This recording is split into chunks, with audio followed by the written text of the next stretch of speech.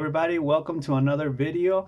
In this video we're going to be looking at 10 Shakespearean English expressions, and this is because I was studying different types of Shakespeare related questions, and I came across this idea that Shakespeare actually has had a major, big, huge impact in the English language, in the English culture, so much that a lot of expressions that we use in English actually come from Shakespeare, and I did not know this. So I investigated these 10 expressions, which I'm going to be sharing with you so you can learn them and use them and identify them, detect them when you hear people. And I'm going to be giving you examples, as always, questions, telling you where they come from. If you're a Shakespeare fan, I haven't really read Shakespeare beyond the Romeo and Juliet story. I know a little bit of Hamlet, Richard III, mainly from Kevin Spacey and Al Pacino and House of Cards, the series on Netflix. But I'm going to mention the title or where the expression comes from, which play, right? Okay, so let's get into it. The first one is break the ice. So break the ice is an expression that you use when you want to make a situation less uncomfortable or less awkward.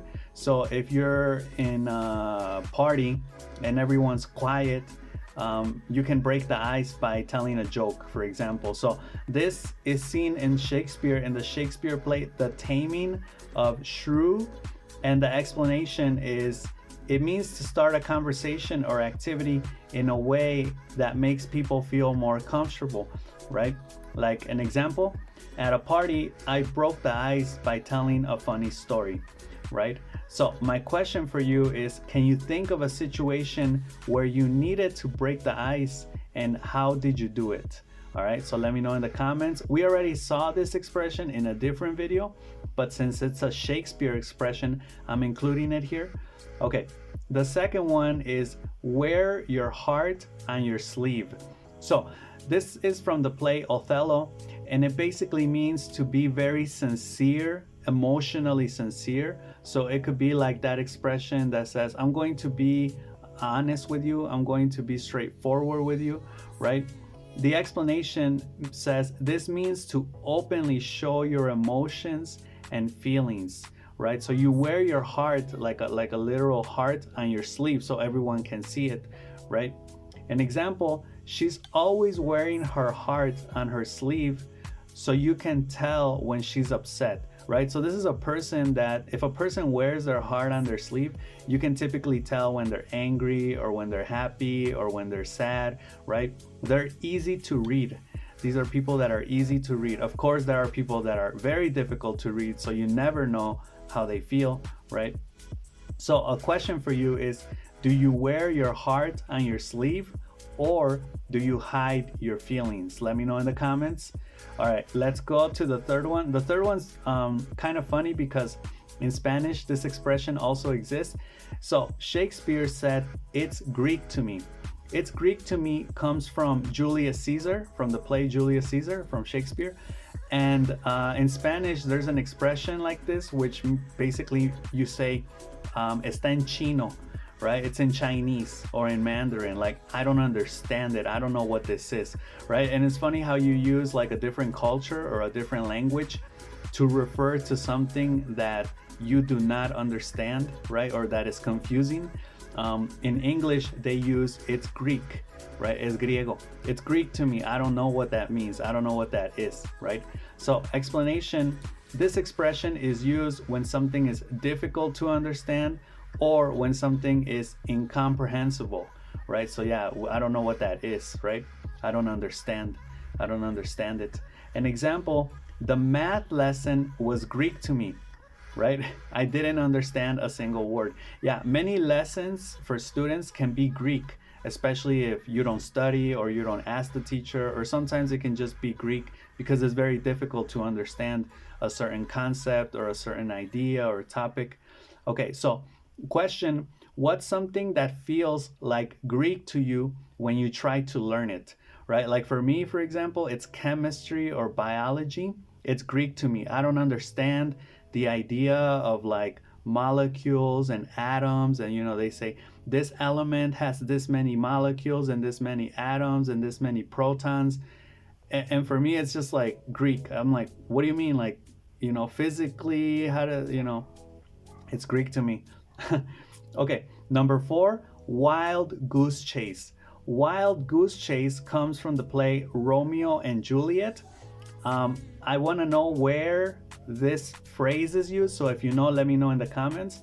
But an explanation is basically a hopeless or pointless search for something that's impossible to find, right? So if a person says, I'm going to find my friend, right? And the friend is, well, I don't know, you're not going to find them. Your friend is crazy. Your friend is somewhere else with different people, and someone can say, yeah, you're going on a wild goose chase. Like, you're just going to be looking for this person, but you're not going to find them because maybe they went off to another party. They're just gone. You can't find them. It's a wild goose chase, right? So it's pointless. There's no reason to do this. An example, looking for my keys in the dark was a wild goose chase, right? So it could also be used for things like if you lose your keys and the light, the electricity or the power goes out, and you're looking for your keys in the dark, well, it's a wild goose chase. It's going to be very difficult to find your keys when you can't see, right? So a question, have you ever been on a wild goose chase? And if so, what were you looking for? Let me know in the comments. Okay. Number 5, good riddance. Good riddance is from Troilus and Cressida, and this means to express relief, or it's an expression you use to express relief. So relief is like, oh, finally, right? You express relief when something or someone undesirable is gone, right? So let's say that, let me give you the example. When the noisy neighbors moved out, we said, oh, good riddance, right? So let's say you have very noisy neighbors. They're always coming in and out, making noise. They're on their phone outside their house, yelling. They have kids, no rules, music, parties, whatever. And then they decide to move. So you don't have them anymore as neighbors. Maybe you get some calmer neighbors in the block or on your street. And you can say, oh, good riddance. Get rid of something means to basically like throw it away or move it, or, like deshacerte, right? In Spanish, te deshaces de algo. So you get rid of it. And good riddance is the expression you say when you're happy because that thing is gone or that person is gone, right? Like, oh, good riddance, right? So question for you, when was the last time you said or thought good riddance? So it's not a very nice expression to say, right? It doesn't sound nice because under any situation you should be nice, but we think it, we say it sometimes, right? So let me know if you want in the comments. Okay, number 6, laughing stock. Laughing stock was weird to me because I've heard this expression in many different types of contexts. So I was like, I can't believe it comes from Shakespeare. This was from The Merry Wives of Windsor. And the expression is basically someone who becomes the object of ridicule or public shame, right? Like you say, oh, that person tried so hard to fit in, to be popular. That person tried so hard to get others to like him. But he made a disaster or she made a mess, and now they are the laughing stock, right? Like everyone is laughing at them. It's embarrassing. It's cringy, right? So, example, he became the laughing stock of the school after his prank backfired, right? So it's very typical in school, especially with like students from high school, middle school, that maybe they make a mistake and they become the laughing stock, right? And in those cases, that would be more like bullying. But it could be like also at work, right? Especially if you're like trying to be funny. But if you're trying to be funny, it doesn't really apply, right? It applies when you don't want to be funny and people laugh, right? So they're not laughing with you, they're laughing against you, right? So question for you, how would you help a friend who became a laughing stock, right? So everyone's making fun of your friend's embarrassed, they made a mistake or something, how would you help that friend? Let me know. Okay, number 7, in a pickle. Also very interesting. I didn't know this came from Shakespeare. It's from The Tempest. The explanation to be in a pickle, like a pickle that you eat, like I don't like my hamburgers with pickles, or I like my hamburgers with extra pickles, extra onions and extra pickles, right? The food. To be in a pickle means to be in a difficult or tricky situation, right? So if you say, oh, we need the reports by Monday, and but everyone is on vacation this weekend, right? Or we have the conference Friday, Saturday, and Sunday. So how are we going to get that done? How are we going to get the reports or the project done by Monday? And you're like, oh, we're in a pickle, right? Like it's a difficult situation. We need to sort it out. We need to figure out how to solve this. So example, I was in a pickle when I forgot my wallet at the restaurant, right? So yeah, it's like a problem. You're in a pickle.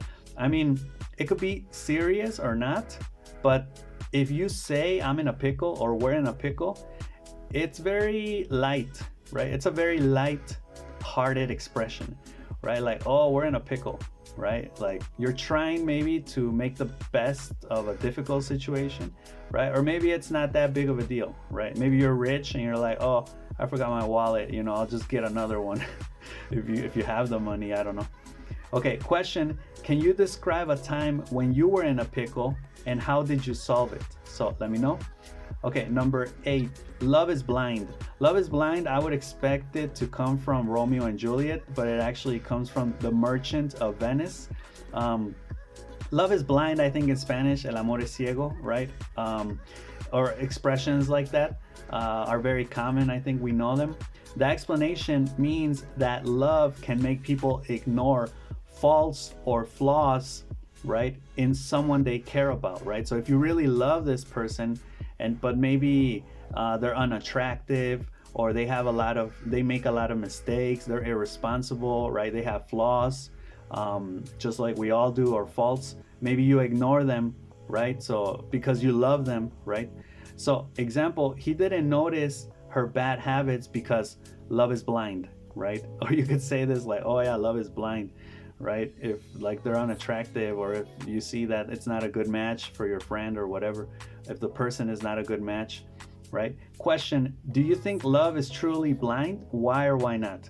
Right? And now I'm thinking about it, it's maybe like a contradiction with the expression love at first sight, right? So how can you love someone at first sight but then love them blindly later, right? When you love them at first sight. But some people say no, love at first sight doesn't exist, right? Love is a consequence of commitment and honesty and communication and respect and all of these other things, right? So let me know in the comments what you think about love. Pretty soon I'll be coming out with a video on love expressions, okay? So be on the lookout for that. Okay, 9, all that glitters is not gold. So this comes from, again, The Merchant of Venice. And I think this expression, we've heard it a lot. So it means that appearances can be deceiving or can be false, and not everything shiny or attractive is valuable, right? So if you say, oh man, that car is, looks awesome, it's super fast, but I can say all that glitters is not gold, right? That car has a bad engine, it breaks down like every other week, right? So example, that job offer seemed great, but it wasn't as good as it looked. All that glitters is not gold. This expression, I think, can be also perfectly applied to salespeople, right? Because salespeople will, as they say in Spanish, te bajan la luna, like they'll give you the moon, they'll like promise you so many good things just so they can make the sale and you can pay for the service or the product.